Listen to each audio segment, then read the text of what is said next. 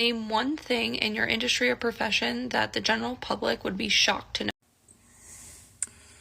So I work for a dice company, and we make and fulfill dice.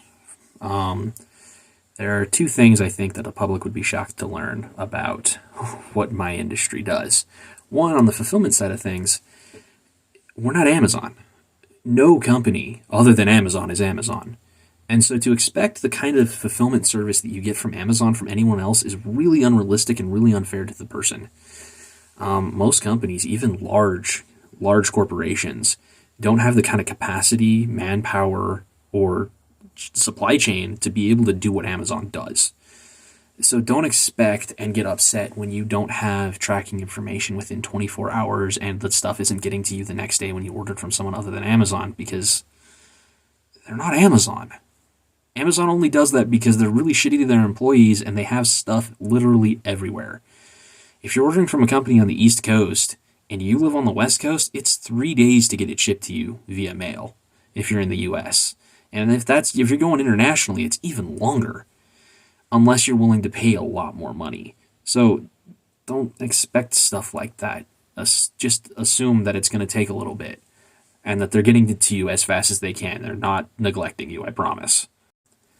Secondly, if you are ordering specifically from a dice company that manufactures their own dice, they are not a custom dice maker with a little Etsy store where they can make what you customly want.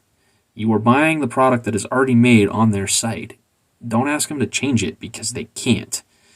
Most dice are produced in mass in another country. More often than not China, because they're one of the few places in the world that has the production capacity to make something like that. If you're in the US, as far as I'm aware, there are no factories in the US that can make dice currently. Or if they are privately owned by other dice manufacturers. Most of the stuff is produced in China. And that's just the way it is because that's what the supply chain is.